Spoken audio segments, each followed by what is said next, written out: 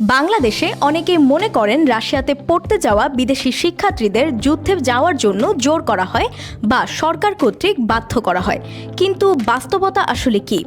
আজ আমাদের সাথে রয়েছে রাশিয়ার একটি সরকারি মেডিকেল ইউনিভার্সিটির চতুর্থ বর্ষের একজন বাংলাদেশি শিক্ষার্থী।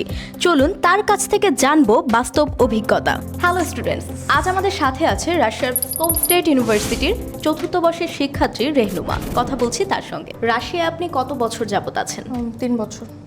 আচ্ছা, 3 বছর যাবত যে আপনি আছেন, এর মধ্যে রাশিয়ায় যুদ্ধের জন্য কোনো স্টুডেন্টকে কি জোর করা হয়েছে, বিশেষ করে আন্তর্জাতিক শিক্ষার্থীদের? না। মানে অনেকেই ধারণা করে থাকে যে বাংলাদেশ থেকে বা বিভিন্ন কান্ট্রি থেকে রাশিয়াতে যারা পড়তে যাচ্ছে তাদেরকে যুদ্ধের জন্য বাধ্য করা হয় সরকার কর্তৃক বা বিভিন্নভাবে। এই বিষয়টা আসলে কতটুকু সত্য? এরকম রিলেটেড কোনো কিছুই নাই। নর্মালি যারা স্টুডেন্ট ভিসায় যাচ্ছে তারা পড়ালেখা করছে, দ্যাটস ইট।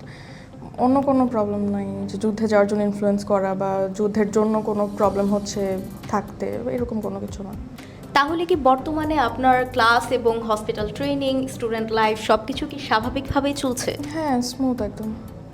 আচ্ছা, কোনো ধরনের প্রবলেম ফেস করতে হচ্ছে না যেই রিলেটেড গুজব শোনা যাচ্ছে বাংলাদেশি মানুষের মধ্যে? না, ফার্স্টে যাওয়ার আগে আমিও এমন মনে করতাম, যারা শুনতো রাশিয়া যাচ্ছে তারাও মনে করতো, বাট যাওয়ার পরে কোনো প্রবলেম ফেস করিনি বা কোনো উইয়ার্ড এনভায়রনমেন্ট কিছুই। আন্টি, 2026 সালে যারা রাশিয়াতে এমবিবিএস করার কথা ভাবছে কিন্তু এই যুদ্ধের বিষয়গুলো নিয়ে চিন্তিত, তাদের সম্পর্কে আপনি কি পরামর্শ দেবেন? আসলে বিষয়টা আমার মনে হয় সম্পূর্ণই গুজব। যারা স্টুডেন্ট পড়াশোনা করতে যায় তারা শুধু পড়াশোনাই করে, ওইখানে যে বাচ্চাদেরকে ফোর্স করা, এটা আসলে হয় না। আমার জানা মতে এ পর্যন্ত আমি সেটাই দেখে আসছি। তাই এই বিষয়টা নিয়ে মনে হয় গার্ডিয়ানরা চিন্তিত না হলেই ভালোভাবে খোঁজখবর নেওয়া উচিত। খোঁজখবর নিলে ওনাদের এই ভুল ধারণা হয়তো কেটে যাবে। দেশের বাইরে পড়াশোনার ক্ষেত্রে বাংলাদেশি অভিভাবকরা নিরাপত্তা নিয়ে সবচেয়ে বেশি চিন্তিত থাকেন, বিশেষ করে হচ্ছে মেয়ে শিক্ষার্থীদের ক্ষেত্রে। তো রাশিয়া সম্পর্কে এই বিষয়ে আপনি কি বলবেন? আমিও আমার মেয়েকে পাঠানোর আগে এই বিষয়টা নিয়ে অনেক চিন্তিত ছিলাম। এরপর পরিচিত কয়েকজনের সাথে কথা বলে যেটা জানতে পেরেছি যে আসলে বিষয়টা তেমন না। তো সেই ইয়ার উপর ভিত্তি করে আমি আমার মেয়েকে পাঠিয়েছি এবং আলহামদুলিল্লাহ মেয়েদের জন্য খুব সেফ কান্ট্রি এবং আলহামদুলিল্লাহ সে ভালোই আছে।